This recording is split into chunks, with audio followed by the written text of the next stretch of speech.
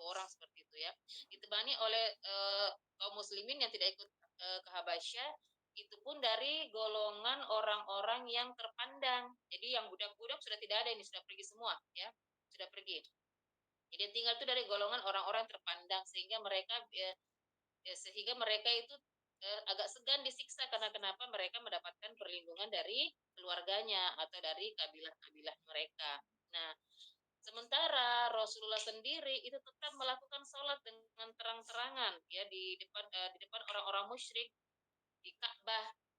Jadi memang sejak di Darul Arqam, walaupun para sahabat-sahabat ini menyatakan keislamannya dengan diam-diam, beribadah dengan diam-diam, belajar dengan diam-diam, tetapi Rasulullah itu tetap melakukan sholat, tetap melakukan ibadah dengan terang-terangan di Baitullah ya, di Ka'bah.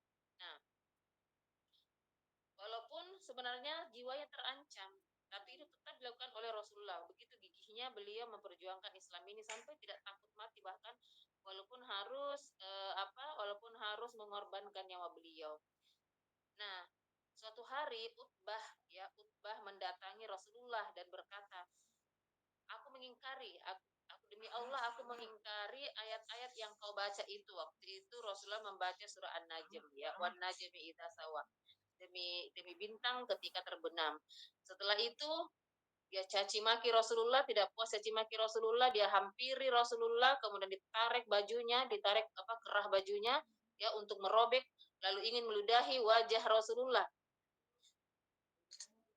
Jadi pada saat itu nyawa Rasulullah terancam karena berkat pertolongan Allah, sehingga Utbah tidak jadi membunuh Rasulullah. Pada waktu itu Rasulullah berdoa. Rasulullah berdoa khusus buat Utbah, disebut namanya Utbah dalam doanya. Ya Allah, kirimkanlah ia seekor anjing dari anjing-anjing ciptaanmu untuk menerkamnya. Masya Allah, doa Rasulullah ini terdengar oleh Utbah ya. Ada kegentaran dalam hatinya, ada sedikit gentar dalam hatinya mendengar doa Rasulullah ini, tapi karena keegoisannya dia tidak peduli. Akhirnya doa Rasulullah ini makbul ketika suatu hari Utbah melakukan perjalanan dagang dengan beberapa orang Quraisy. Waktu itu dia melakukan perjalanan ke daerah Syam, sampai suatu ketika dia berada di daerah Az-Zarqa ya, Az-Zarqa di wilayah Syam. Ketika itu malam gelap gulita sekali, sunyi hening, tiba-tiba datang segerombolan anjing-anjing liar ya, tiba-tiba mengepung mereka. Tetapi anehnya yang dikelilingi ini cuma Utbah. Ke orang-orang Quraisy lainnya tidak. Cuma Utbah.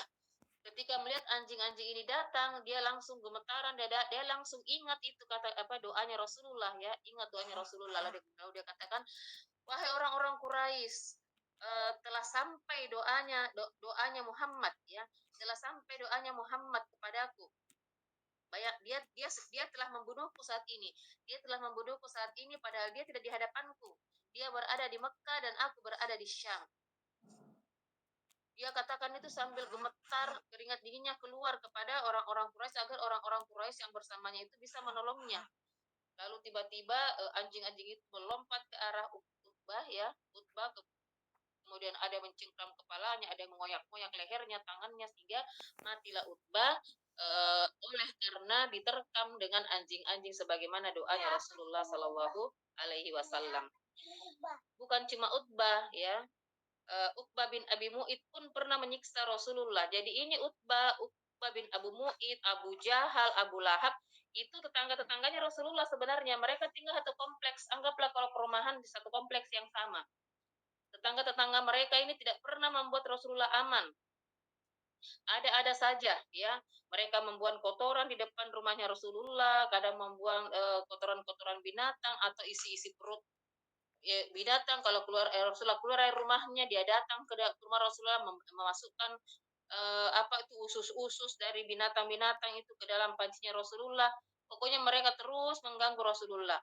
Nah, termasuk ini Uqbah bin Abi Mu'id. Dia pun menyiksa Rasulullah. Waktu itu Rasulullah sementara di Ka'bah lagi sholat dengan khusyuk, sujud ya, Rasulullah sujud.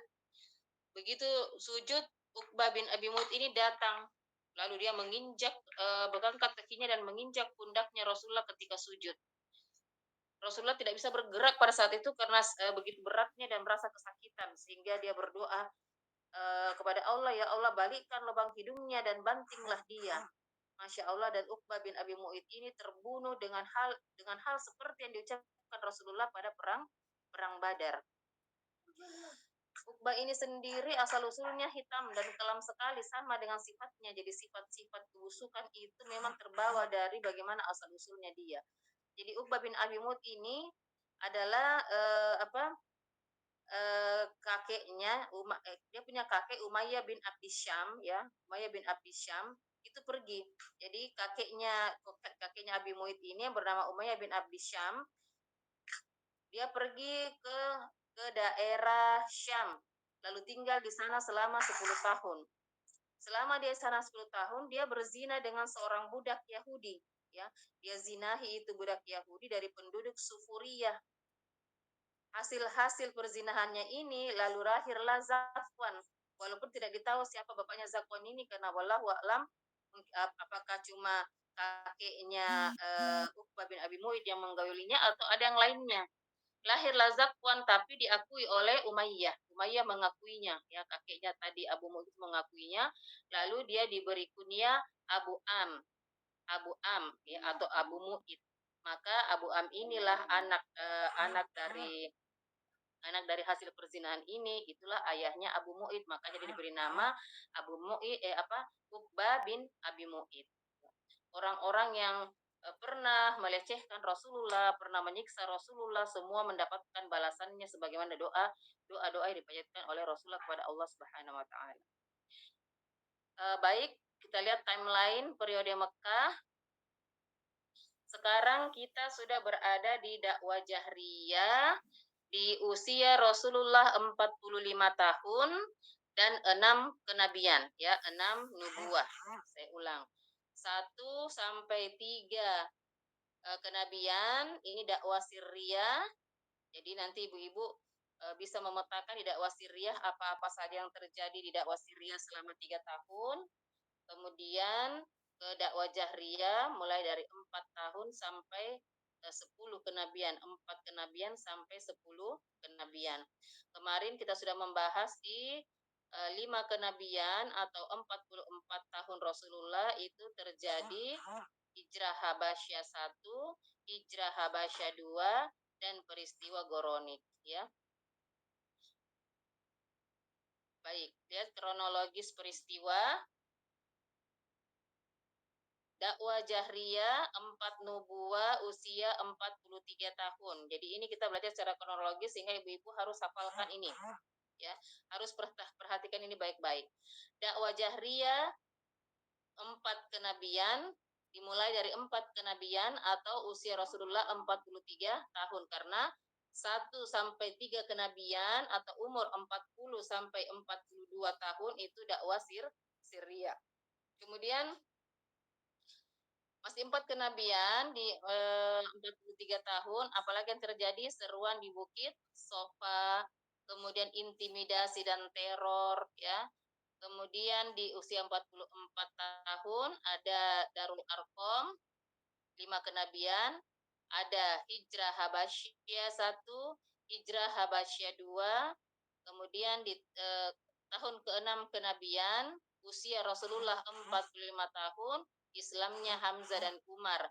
Dan inilah yang akan kita bahas hari ini, insya Allah.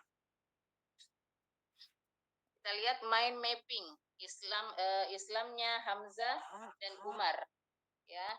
Ini sebagai jembatan ingatan saja untuk nanti ibu-ibu menceritakan kisah tentang Islamnya Hamzah dan Umar. Siapa yang dulu masuk Islam, Bu? Hamzah atau Umar? Siapa yang tahu? Yang dulu masuk Islam Hamzah atau Umar? Oke. Umar ya. Ya. Hamzah. Oke. Jadi Hamzah. Di dalam sejarah dikatakan cuma selang 3 hari. Cuma selang 3 hari Islamnya Hamzah kemudian diikuti oleh Umar. Dalam buku sirah yang lain dikatakan ada yang katakan 3 bulan, ya. Wallahu a'lam bishawab. Nah, Islamnya Hamzah dimulai dari Abu Jahal menzolimi Rasulullah, ya.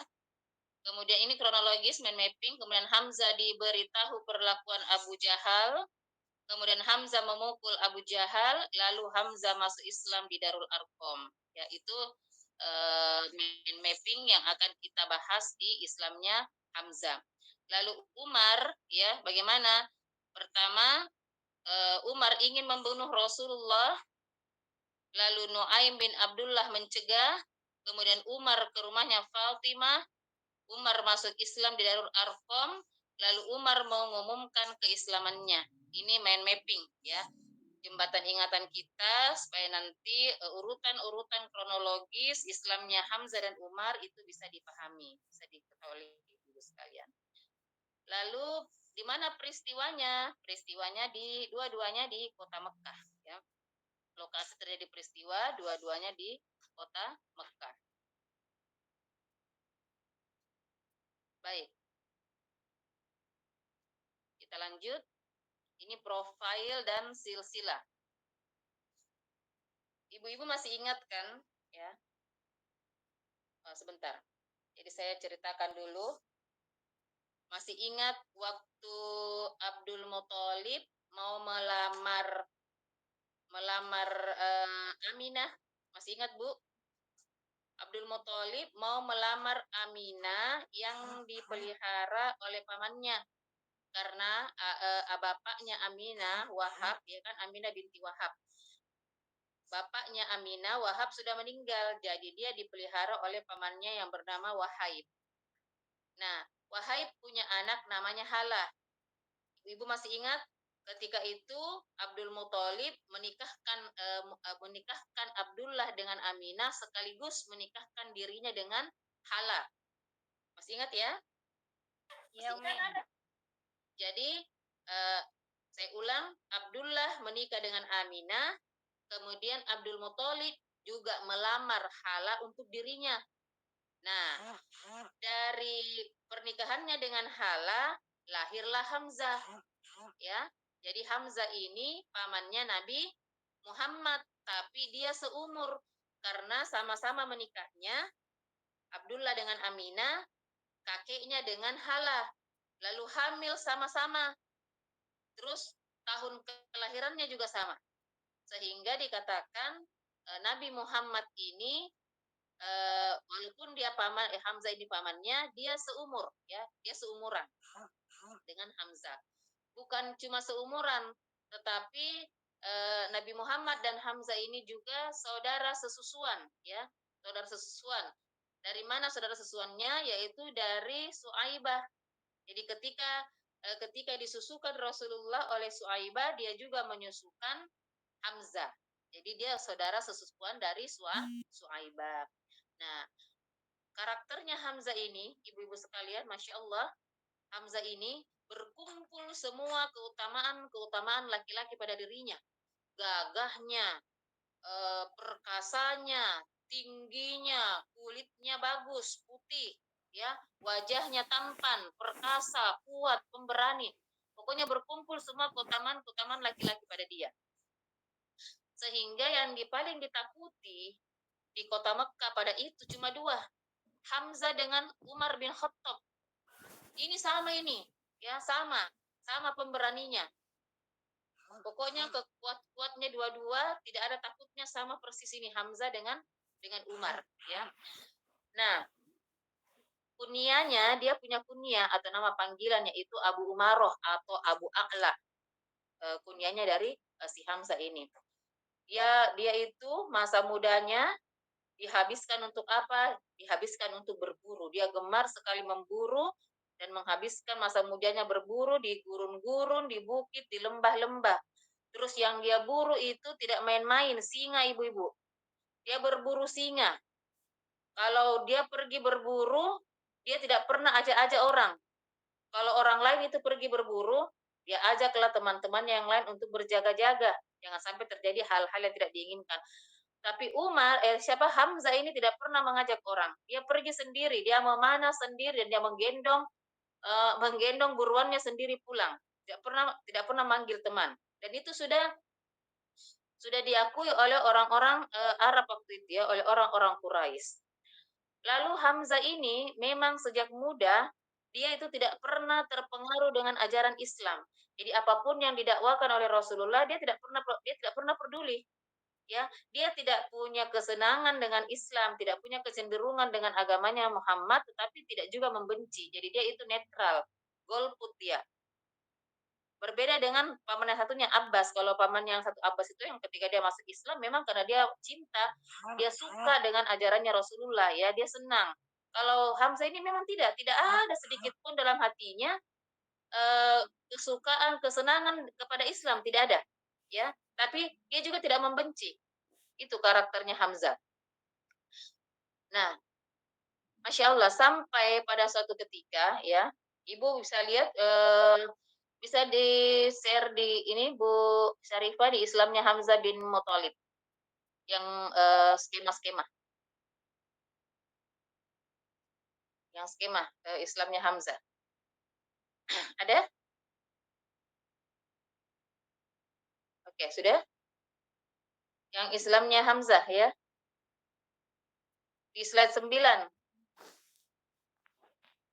Slide 9. Nah, oke Ibu-ibu. Nah, karena saya sudah ceritakan tadi di awal bahwa kezalimannya kaum Quraisy itu tidak pernah berhenti, malah semakin menjadi-jadi, apalagi pengikut-pengikutnya Rasulullah sebagian sudah hijrah ke Habasyah, Habasyah 1, Habasyah 2. Jadi tinggallah orang-orang yang berpengaruh, orang-orang Islam yang berpengaruh di sisi Rasulullah. Orang-orang pun sudah semakin berani menyakiti fisiknya Rasulullah, bukan hanya dengan perkataan tapi juga dengan fisik.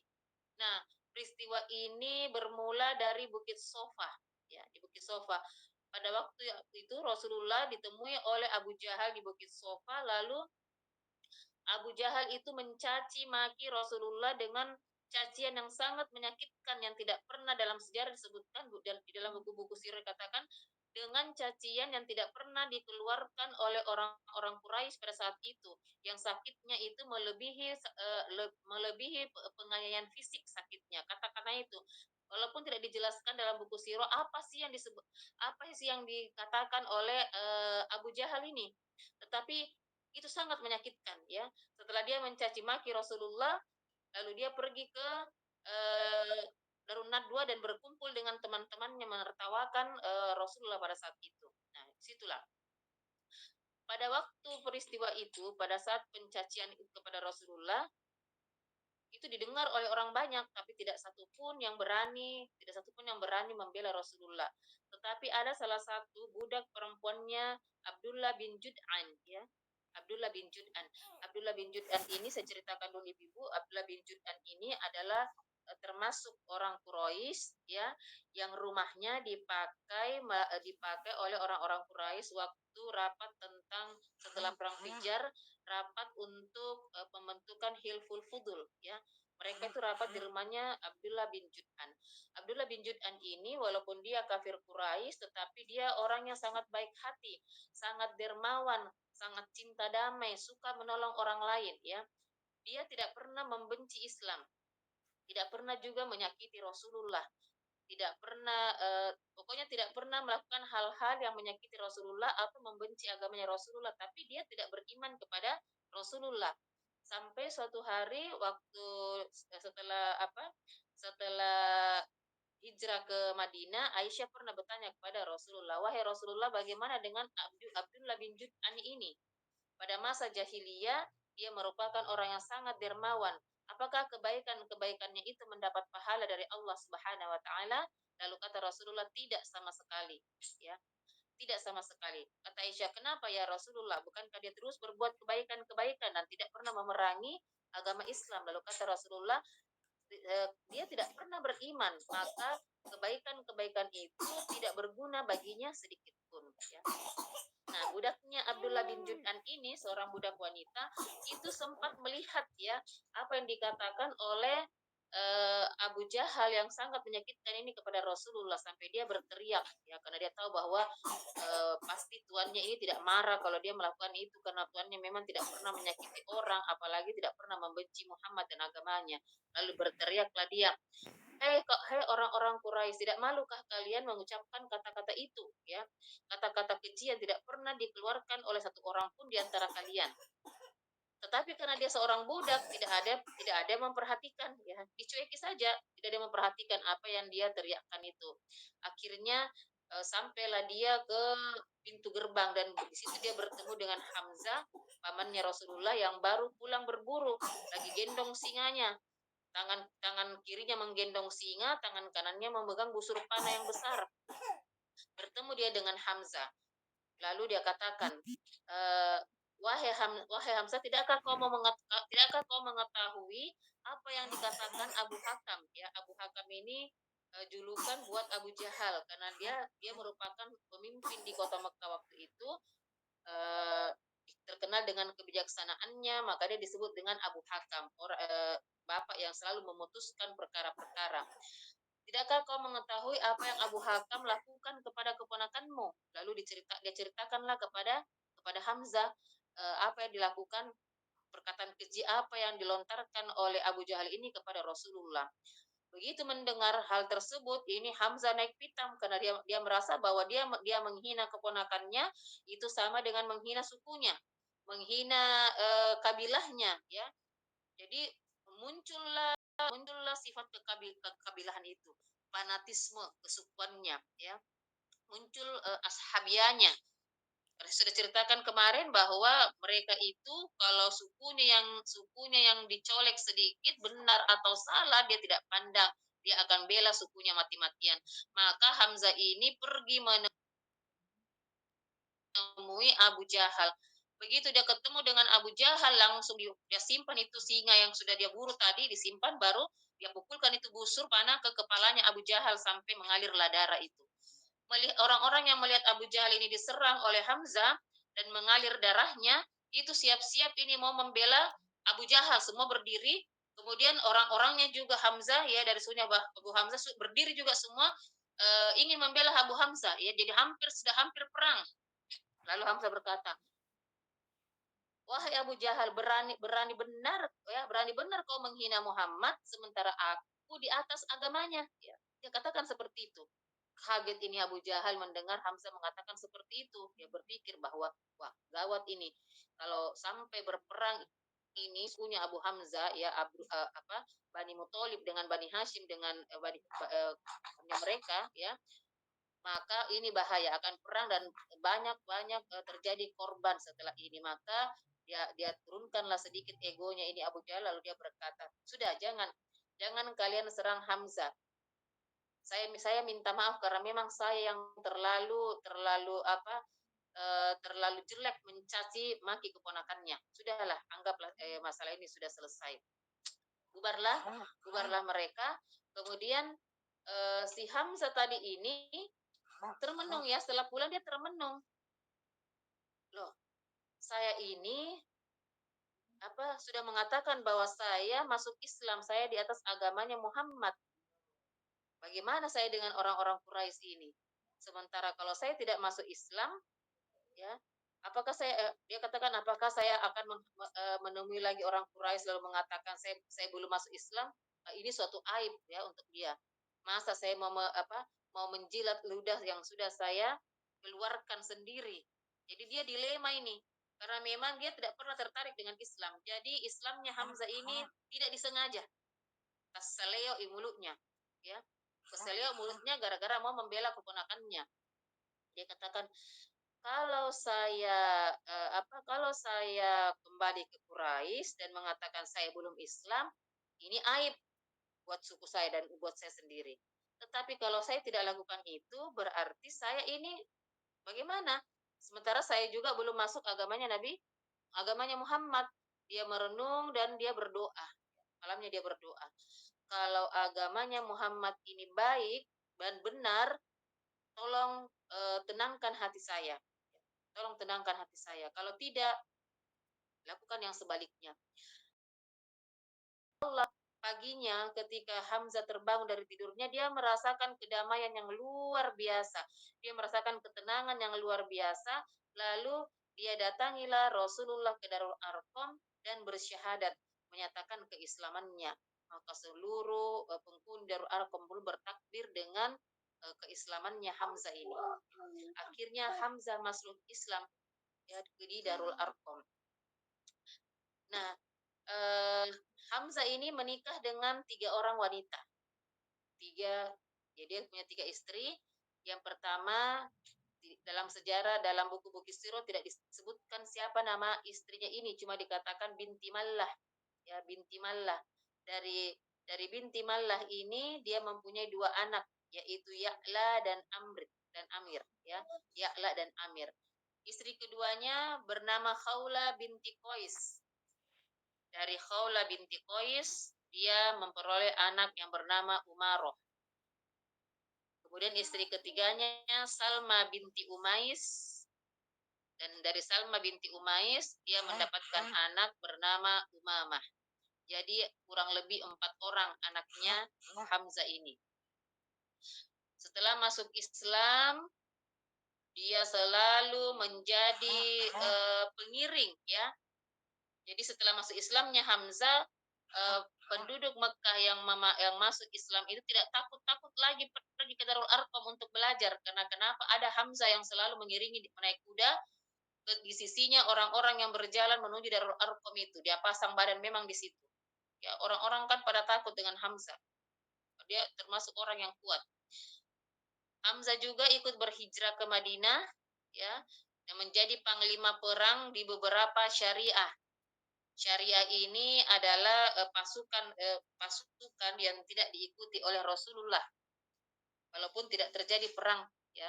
Nah, syariah ini untuk apa? Untuk menghadang kafilah dagang Quraisy. Jadi ada beberapa syariah sebelum terjadinya perang Badar. Nanti akan kita perdalam nanti ketika sudah masuk ke fase Madinah. Jadi ini semua sekilas saja.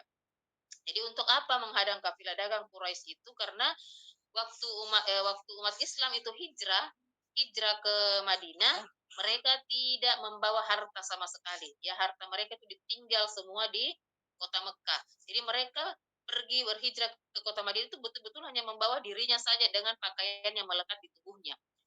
Bahkan rumahnya Rasulullah, rumahnya Khadijah itu besar, itu ditinggal, itu dijual oleh para pembesar-pembesar Quraisy, diperjualbelikan. Jadi mereka ambil semua itu harta-hartanya kaum muslimin, dan itu tidak sedikit, banyak, ya. Karena mereka tuh rata-rata orang-orang terpandang. Nah, mereka menghadang kafilah dagang Quraisy ini karena rata-rata dagangan-dagangan itu adalah miliknya pembesar-pembesar Quraisy. Jadi Rasulullah perintahkan ambil hak kalian yang sudah ditinggal di Mekah. Dan yang Rasulullah ikutkan dalam syariah ini adalah orang-orang dari kaum Muhajirin, bukan dari kaum Ansor. Dan ini pula yang nanti menjadi kronologis terjadinya perang Badar, yang waktu itu memang tidak sengaja, bukan sengaja Rasulullah mau berperang, tapi hanya ingin melakukan syariah, menghadang kafilah dagang yang kafilah dagangnya Quraisy, tetapi tidak sempat, ya, terlewat. Lalu mereka melapor di sana bahwa dia diserang oleh kaum muslimin. Akhirnya orang-orang Quraisy menyusun kekuatan lebih dari 1.000 orang untuk menyerang Madinah. Itulah asal mula terjadinya perang Badar. Dan Hamzah juga ikut perang Badar, luar biasa, ya. Setelah dia masuk Islam, betul-betul loyalitasnya kepada Islam itu dia tunjukkan, walaupun sebenarnya awalnya Hamzah itu masuk Islam tidak sengaja dan tidak ada perasaan suka atau perasaan cinta sedikit pun dengan agama Islam, kecuali karena dia marah keponakannya dihina oleh Abu Jahal sehingga dia masuk Islam, seperti itu, ya, Islamannya Hamzah. Baik, kita lanjut. Kita pindah ke masuk Islamnya Umar bin Khattab. Jadi Umar bin Khattab dalam sirah, kalau di The Great Story Muhammad itu dia katakan 3 hari saja, ya. Tetapi ada juga yang di Ibnu Hisham mengatakan 3 bulan setelah keislamannya Hamzah itu Umar bin Khattab masuk Islam juga. Baik. Silahkan di slide 9. bukan slide 9, maaf. Di slide ke-12. Oke, di slide ke-12. Di situ ada kronologis keislamannya Umar bin Khattab.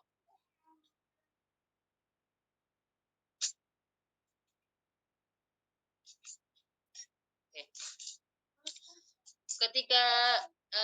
Ketika Umar bin Khattab ini sudah masuk Islam, ya, dia pernah ditanya, wahai Umar, kapankah kau tertarik dengan Islam sebenarnya? Lalu dia katakan, sebenarnya aku tertarik dengan Islam sudah jauh sebelum saya memukul adikku, ya, atau saya membaca mushaf di rumahnya Fatimah.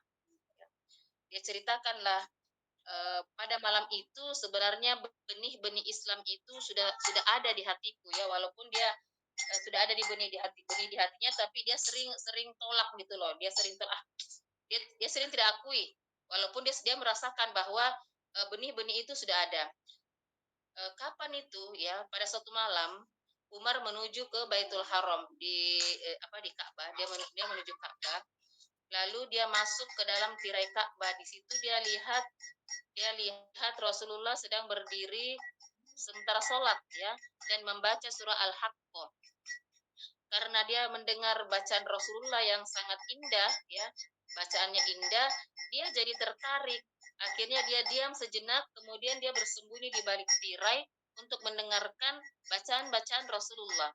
Lalu Rasulullah ketika itu membacakan surah Al-Haqqah di ayat ke-40, innahu laqaulu rasulin karim.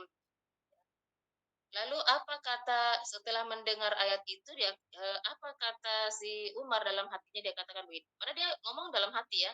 Dia katakan seperti ini. Ah, ini perkataannya tukang sihir ini. Begitu setelah dia ucapkan bahwa ini perkataannya tukang sihir, lalu Rasulullah membacakan ayat ke-41. Wa ma huwa biqauli syair qalilan ma tu'minun. Dan bukanlah ini perkataan tukang sihir, ya. Dan sedikit sekali di antara mereka yang beriman. Kaget ini Umar. Dia tahu ini isi hatiku. Kenapa dia tahu bahwa saya mengatakan seperti itu? Kalau begitu ini perkataannya tukang tenun ini, bukan perkataannya Muhammad, ya. Ini perkataan ahli tenun. Dia tahu. Baru dia selesai terbetik di hati seperti itu, Rasulullah melanjutkan, wala biqauli kahin qalilan ma tadhakkarun. Dan ini bukan perkataan ahli tenun, dan sangat sedikit di antara mereka yang memikirkan. Tambah kagetlah si Umar bin Khattab ini, ya. Dalam kekagetannya itu Rasulullah langsung baca lagi ayat 45 dan seterusnya. Tanzilum min rabbil alamin, diturunkan dari Rabbmu yang memelihara semesta alam, ya. Dibacakan terus, disitulah sebenarnya mulai benih-benih keislaman itu muncul di hatinya Umar. Dia takjub, ya, takjub dengan apa yang dibacakan Nabi Muhammad, tapi dia diam-diam saja. Dia diam-diam saja dan tidak mau menceritakan hal itu kepada orang lain karena dia malu. Dia malu. Jangan sampai orang lain tahu bahwa dia sempat kagum dengan bacaan-bacaan Al-Quran. Dia sempat kagum, dia kan orang Arab. Al-Quran itu turun juga di Arab, jadi dia tahu betul makna-makna dari ayat-ayat yang dibaca Rasulullah, dan dia yakin bahwa ini bukan perkataan tukang sihir dan bukan perkataan tukang tenun. Dia sudah sadari, tetapi dia malu, ya, dia malu mengatakannya karena Umar terkenal adalah orang yang paling membenci Islam. Nah, Umar ini, ibu sekalian, itu terkenal dengan keberaniannya. Dia kalau sudah pakai baju perang, ya, sudah pakai baju perang, itu dia tidak akan buka sampai dia terbunuh atau musuhnya terbunuh. Jadi orang itu sudah tahu kalau Umar pakai baju perang pasti ada lagi yang mati nanti. Jadi memang Umar ini sangat ditakuti bukan saja oleh setan tapi juga manusia. Dia punya postur tubuh tinggi, ya, tinggi besar. Kalau dia naik kuda, digambarkan dia itu naik kuda, kakinya itu menyentuh tanah saking panjangnya. Bayangkan Ibu, mungkin 2 meteran lebih lah tingginya Umar itu. Tinggi, besar, gagah, perkasa. Dia bersahabat dekat dengan Abu Jahal. Jadi dia soulmate. Di mana ada Abu Jahal, di situ ada Abu Bakar. Umar ya. Jadi Abu Jahal ini kan dia memiliki nama Umar bin Hisham. Kemudian dia Umar bin Khattab. Makanya Rasulullah itu pernah berdoa, ya Allah, kuatkanlah Islam dengan salah satu di antara dua Umar. Yang dia maksud itu adalah Umar bin Khattab dengan Umar bin Hisham atau Abu Jahal. Itu nama aslinya Umar bin Hisham. Nah, suatu hari ini kan kota Mekah kan Bu, itu dikelilingi oleh gunung-gunung yang tinggi ya. Jadi dia punya pintu gerbang itu cuma satu. Kalau kita mau keluar dari kota Mekah cuma melewati satu pintu gerbang. Yang lainnya tidak ada tempat keluar. Dikelilingi oleh bukit-bukit. Selain bukit ada padang Sahara yang tidak mungkin ditempuh orang. Maka satu pintu gerbang ini itu dijaga tiap malam, ada piketnya, ada piket gitulah atau yang penjaga posko. Nah, suatu hari gilirannya Umar berjaga-jaga di gerbang Mekah. Pada malam hari tiba-tiba dia melihat Ummu Abdillah. Ummu Abdillah ini satu suku dengan dia. Ummu Abdillah itu turun dari Gunung Kubais ya. Dia mendaki, bukan turun, dia mendaki Gunung Kubais itu. Lalu dia heran, kemudian dia tegur, "Wahai Ummu Abdillah, kenapa kau naik turun gunung?" Jadi kata siapa si Ummu Abdillah ini, "Wahai Quraisy, aku tidak mengerti dengan kalian ini. Kami mau masuk Islam kau larang, ya. Mau masuk Islam dilarang. Kami mau keluar dari kota Makkah kau larang juga. Sekarang mau naik gunung juga kau larang juga. Sebenarnya apa mau kalian ini, ya?" Dibantah keras seperti itu oleh Ummu Abdillah sampai ternganga-nganga ini si Umar.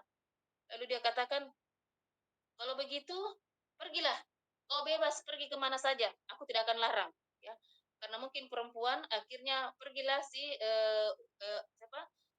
Ummu Abdillah tadi ini. Kepergian Ummu Abdillah ini membuat Umar bertanya-tanya, sebenarnya agama apa yang dibawa Muhammad ini? Kenapa sampai seorang ibu rela itu manjat-manjat gunung, naik-naik turun gunung hanya untuk pergi belajar agamanya? Dia semakin heran, kenapa bisa, agama apa ini yang bisa memberi kekuatan seperti ini kepada seorang ibu dengan menggendong anaknya. Itu tidak mudah itu naik gunung ya. Sudah itu ketika Ummu Abdillah tiba di rumahnya Darul Arkom, karena kan rumah Arkom itu di belakangnya Bukit Kubais. Jadi kalau orang tidak memutar gunung, dia manjatlah biar cepat cari jalan-jalan pintas walaupun itu mendaki. Setibanya di Arkom, di rumahnya Arkom, ditanyalah, kenapa kau terlambat datang? Dikatakan, saya mendaki gunung dan bertemu dengan Umar. Kaget semua yang lainnya. Bagaimana kalau kau ketemu Umar? Mati sudah kita semua ini. Dia katakan, tapi dia doakan saya tadi. Insya Allah tidak terjadi apa-apa. Dia menjamin saya dan dia mendoakan saya. Mungkin karena dia satu suku dengan Umar, ya, satu kabilah. Dia mendoakan saya. Lalu salah satu sahabat mengatakan, jangan-jangan nanti Umar masuk Islam karena engkau, ya. Tiba-tiba sahabat yang lain nyelutuk, kalau Umar bisa masuk Islam dan bersyahadat, maka unta pun bisa bersyahadat. Saking mustahilnya itu Umar mau bersyahadat. Karena kenapa? Dia paling benci dengan Islam. Waktu Umar bin Hisham atau Abu Jahal ini menyiksa budaknya, ya. Salah satu budaknya Umar bin Hisham itu termasuk keluarga Yasir. Keluarga Yasir itu ketika disiksa, Umar juga ikut menyiksanya, saking bencinya dengan Islam. Jadi katakan kalau Umar saja sudah bersyahadat, maka unta pun itu bisa bersyahadat. Saking tidak mungkinnya itu Umar mau masuk Islam, seperti itu, ya. Keesokan paginya, setelah berpikir Umar keluar rumah pakai baju perang. Waktu ditanya, kau mau kemana? Dia katakan, saya mau membunuh Muhammad. Ini tidak beres ini agamanya Muhammad ini. Kok bisa-bisanya dia menyihir orang seperti itu? Dia memecah belahkan suami istri. Dia memisahkan anak dengan ibunya. Dia memecah belah kabilah-kabilah. Yang tadinya bersatu sekarang jadi berpecah belah, dan mereka rela meninggalkan semua itu, rela meninggalkan kabilahnya, anak rela meninggalkan orang tuanya, suami dan istri rela terpisah hanya gara-gara agamanya Muhammad. Tidak benar ini agamanya Muhammad, saya harus bunuh dia. Jadi dia keluar itu pakai sudah lengkap baju perang dan sudah pegang pedang, dan orang sudah tahu kalau Umar sudah seperti itu, tunggu-tunggu mi pasti musuhnya mati. Ya, di tengah jalan, di tengah jalan dia bertemu dengan dua sahabat yang sudah masuk Islam dengan diam-diam. Dia bertemu dengan Nuaim bin Abdullah dan An-Nahlam bin Al-Adawi dari Bani Zuhra. Dia bertemu dengan Nuaim bin Abdullah dan An-Naham bin Al-Adawi dari Bani Zuhra. Ditanyalah, "Hei Umar, kau mau kemana?" Dia katakan, "Saya mau bunuh Muhammad." Wah, bahaya ini. Daripada dia nanti datang ke rumahnya Arqam membunuh Muhammad, maka dialihkanlah perhatiannya ini Umar. Dia katakan, "Hai Umar, kenapa kau urus itu Muhammad? Jauh-jauh kau urus Muhammad, kau tidak perhatikan itu adikmu. Adikmu saja itu sudah memeluk agama Islam." Begitu mendengar bahwa adiknya Fatimah sudah masuk Islam, ini Umar marah besar. Ya, jadi dia beralih arah, yang tadinya mau mencari Muhammad, kemudian dia beralih ke rumahnya Fatimah dan Said bin Zaid. Dari kejauhan dia sudah mendengar lamat-lamat itu, ada bacaan-bacaan Al-Quran, karena memang pada saat itu Fatimah dan Said bin Zaid itu sedang belajar Al-Quran dengan Khabbab bin Arat. Ya, ibu masih ingat mungkin Khabbab bin Arat ini adalah salah satu budak, ya, dulu dia pempandai besi yang membuat besi-besi yang disiksa bahwa wah, disiksa kepalanya sampai di apa kan besi panas itu. Nah, itu dia mengajar di rumah Fatimah dan Said bin Zaid. Said bin Zaid ini salah satu sahabat yang dijamin masuk surga. Waktu mendengar Umar datang, dia mendobrak pintu. Fatimah cepat-cepat menyembunyikan mushaf Al-Quran, dan Khabbab bin Arat itu disembunyikan di dalam kamar. Jangan sampai ketahuan oleh Umar ini, bahaya sekali. Lalu dia tanyakan kepada dirinya, "Wahai Fatimah, apa yang kudengar tadi itu?" Bilang Fatimah, "Tidak ada apa-apa, tidak ada terjadi apa-apa di sini. Bohong kamu. Saya mendengar tadi. Apakah yang kau baca tadi itu, yang saya dengar itu adalah ajarannya Muhammad?" Ya. Fatimah terdiam. Adiknya diam, dia mau merampas itu yang disembunyikan Fatimah. "Kasihkan kepada saya." Fatimah mempertahankan Al-Quran agar tidak disentuh oleh Umar bin Khattab. "Jangan kau sentuh ini, kamu najis." Ya. Dia kaget, ini Umar, ini adiknya Fatimah, yang tidak pernah melawan, kok tiba-tiba jadi bisa membangkang seperti itu. Akhirnya karena jengkel ditamparlah Fatimah. Fatimah ditampar, perempuan kecil ditampar oleh laki-laki yang besar, gagah, terlempar Fatimah. Terlempar Fatimah, keluar darah dari bibirnya. Melihat istri diperlakukan seperti itu, akhirnya Zaid maju. Ya, Said bin Zaid maju. Dia menghalangi Umar dari Fatimah. Akhirnya dia juga dihantam. Jatuh dua-dua. Waktu jatuh Fatimah dengan Said bin Zaid ini, semakin berpikirlah ini Umar, kok bisa ini adik saya yang patuhnya luar biasa itu bisa melawan saya gara-gara agamanya Muhammad, gara-gara ajarannya Muhammad. Jadi dia semakin penasaran. Lalu dia katakan, "Berikan itu Fatimah, berikan kepada saya itu." Lalu kata Fatimah, "Tidak, kamu najis. Kalau mau menyentuh ini, mandilah. Pergi mandi dulu." Akhirnya karena saking penasarannya dia dan dia mau tahu apa yang dipegang oleh si adiknya ini, maka pergilah dia mandi. Nah, setelah mandi dia sudah bersuci, dia mengikuti semua petunjuk-petunjuknya Fatimah, lalu diserahkanlah Quran itu kepadanya. Lalu dia baca surah Toha. Ketika dia baca surah Toha, Toha ma anzalna alaikal Qur'ana litashqa, sungguh Quran ini diturunkan bukan untuk menyusahkanmu, illa tadhkiratan liman yakhsha, tetapi sebagai peringatan bagi orang-orang yang takut kepada Allah. Tanzilum mir rabbika, seterusnya dia baca sampai habis. Dia tercengang, dia tersentuh. Lalu tiba-tiba runtuh itu keangkuhannya Umar bin Khattab. Lalu suaranya menjadi lembut. Dia katakan, "Wahai Fatimah, bawa saya menghadap Muhammad." Ini Khabbab bin Arat yang di dalam kamar tadi mendengar nada suaranya Umar. Karena ini Umar ini kan suaranya memang keras, ya. Waktu dia mendengar nada suaranya Umar, dikatakan, oh berarti dia sudah tidak marah, dia sudah luluh. Dia langsung keluar dari kamarnya, dia katakan, saya yang akan mengantarmu saya yang akan mengantarmu menghadap Muhammad. Lalu pergilah pergilah Umar bin Khattab ini didampingi oleh Khabbab bin Arad. Dia menuju rumahnya ke Darul Arkom, ya. Dia menuju ke sana, ke Darul Arkom. Nah, waktu waktu ini kan Darul Arkom bertingkat, ya. Nah, di tingkat kedua itu banyak orang berjaga-jaga di situ, berjaga-jaga. Jadi dari atas rumahnya Darul Arkom itu bisa dilihat dari kejauhan siapa yang datang, sehingga bisa mereka mata-matai siapa yang datang ke rumah Arkom itu. Nah, ketika dia lihat di situ ada Umar bin Khattab pakai baju besi, pegang pedang, pakai baju perang, pegang pedang. Di sampingnya ada Khabbab bin Arad. Langsung penjaga itu turun ke bawah lalu melaporkan, ya. Perhatian, perhatian, Umar bin Khattab datang, dia sudah menyandera Khabbab bin Arad. Ya. Jadi dia kira Khabbab bin Arad ini disandera oleh Umar bin Khattab. Lalu kata Hamzah, pindah kalian semua, biarkan saya menjaga di depan pintu dan saya yang akan menghadapi Umar bin Khattab, ya, kata Hamzah. Karena yang bisa menghadapi Umar memang cuma Hamzah, karena sama-sama kuatnya, sama-sama tinggi besarnya, sama-sama perkasanya.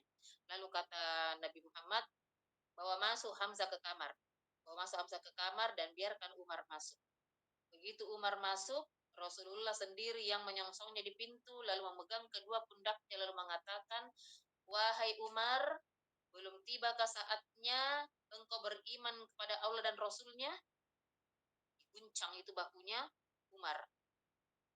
Kemudian sampai 3 kali Rasulullah katakan itu, wahai Umar, belum tibakah saatnya engkau beriman kepada Allah dan Rasulnya? Sampai ketiga kali Rasulullah sebutkan, langsung Umar itu berlutut di depannya Rasulullah, lalu mengucapkan 2 kalimat syahadat. Begitu dia mengucapkan 2 kalimat syahadat, gemuruh itu dalam satu rumah Darul Arqam itu bertakbir, Allahu Akbar, Allahu Akbar. Sampai takbirnya itu terdengar sampai ke kota Mekah, ya.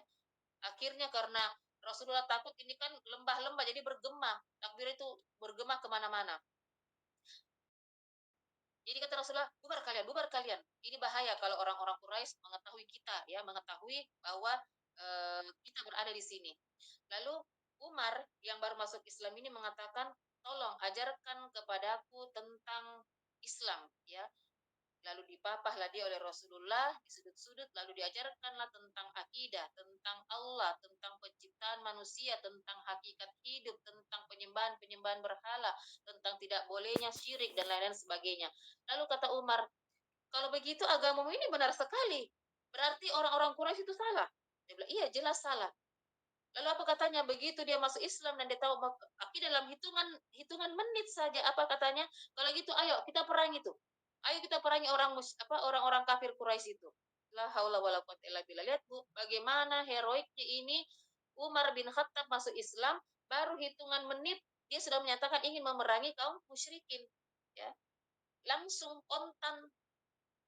Lalu kata Rasulullah, jangan, ya, belum ada perintah. Belum ada perintah untuk memerangi mereka. Lalu dia ditanyakan, siapa siapa selain aku, ya? Siapa selain aku yang paling membenci Islam sebelum keislamanku?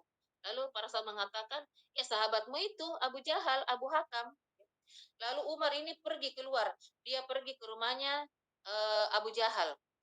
Ketok-ketok pintu, habis ketok-ketok pintu keluarlah Abu Jahal sebagaimana sahabatnya, dia rentangkan tangannya mau memeluk si Umar ini. Dia katakan, tunggu dulu. Apakah kau sudah tahu sesuatu tentang aku? Kemudian Abu Jahal mengatakan, kenapa? Lalu dia katakan, asyhadu an la ilaha illallah wa asyhadu anna Muhammadar Rasulullah. Begitu mendengar Umar menyatakan ini, sahabatnya tadi si Abu Jahal yang mau memeluk tiba-tiba membanting pintu itu, wah, langsung mengucapkan tabban lak, celakalah engkau wahai Umar, pergi dari sini. Dia diusir oleh sahabatnya sendiri, ya. Kemudian dia datang lagi ke Darul Arqam dan menanyakan, siapa di sini orang yang paling tidak bisa menyimpan rahasia, ya. Lalu dikatakan Jamil bin Muammir. Jamil bin Muammir. Jadi Jamil bin Muammir ini, Bu, seperti medsosnya orang sekarang. suka kasih viral-viral itu, ya. Jadi dulu tidak ada medsos, tapi ada Jamil bin Muammir. Kalau berita ada di tangannya Jamil bin Muammir, maka bisa dipastikan jadi viral, ya, viral. Jadi dia seperti medsosnya kita saat ini. Akhirnya Umar bin Khattab ini pergi mencari Jamil bin Muammir ini. Dia cari di mana? Oh, dia dapati Jamil bin Muammir ini duduk-duduk menghadap Ka'bah. Duduk-duduk di situ karena dia mau cari ini berita-berita yang mau diangkat, yang mau diekspos. Jadi dia memata-matai di situ. Lalu duduklah dia di sampingnya Jamil bin Muammir. Lalu dia katakan, "Wahai Jamil bin Muammir, tahukah kau tentang sesuatu?" Pas dia menoleh, "Kenapa?" Umar bin Khattab mengatakan, "Asyhadu an la ilaha illallah wa asyhadu anna Muhammadar Rasulullah." Tidak sempat selesai itu ucapannya Abu Bakar, Umar bin Khattab, ini Jamil bin Muammir sudah lari ke Bukit Kubais, ya. Sudah lari ke Bukit Kubais lalu dia mengatakan, "Perhatian, perhatian, Umar bin Khattab telah murtad." Tersebar itu, langsung tersebar di kota Mekah waktu itu sampai orang heboh dan berkumpul semuanya. "Perhatian, perhatian, wahai kaum Quraisy, Umar bin Khattab telah murtad." Orang-orang mendatangi Umar bin Khattab tanyakan, "Wahai Umar, apakah kau telah murtad?" Dia katakan, "Tidak, saya tidak murtad, tapi saya asyhadu alla ilah, saya bersaksi tidak ada Tuhan selain Allah dan Muhammad utusannya." Langsung Umar waktu itu dikeroyok ibu-ibu sekalian, tapi memang karena badannya besar, walaupun dikeroyok berapa banyak, dia tetap tidak terkalahkan. Akhirnya dalam riwayat disebutkan dia berkelahi itu sama orang-orang, dikeroyok sampai babak belur, berkelahi sampai sore, tidak tidak tidak juga tumbang-tumbang ini Umar bin Khattab. Nah, ketika matahari sudah tenggelam, dia ambil salah satu kepala sukunya, dia hantam, dia jerembabkan, baru dia tusuk matanya. Baru dia katakan, "Bilang sama anak buahmu, kalau dia tidak mau membubarkan dirinya, maka akan kutusuk matamu." Ya, siapa yang tidak takut dikasih begitu. Jadi dia umumkan, berhenti mengeroyok Umar, pulang semua, pulanglah. Dia istirahat malam itu. Paginya dia datang lagi ke Ka'bah, dia ucapkan lagi asyhadu alla ilaha illallah wa asyhadu anna muhammadar rasulullah, dikeroyok berkelahi lagi sampai sore, sampai babak belur. Nah, begitu mau menjelang maghrib lagi, dia ambil lagi kepala sukunya, dia jerembabkan lagi, nah tusuk lagi matanya, baru dia bilang lagi begitu, kau tidak mau kasih bubar anak buahmu ini, tidak mau kasih bubar sukumu, tusuk matamu. Akhirnya dibubarkan lagi sampai 3 hari berturut-turut. Hari keempat waktu dia takbir lagi asyhadu alla ilaha illallah wa asyhadu anna muhammadar rasulullah, tidak ada lagi orang yang berani. Sudah tidak ada lagi orang yang berani keroyok dia di Umar ini. Masya Allah. Jadi Islamnya Umar ini dan Islamnya Hamzah membawa kemuliaan bagi Islam, membawa kekuatan lagi.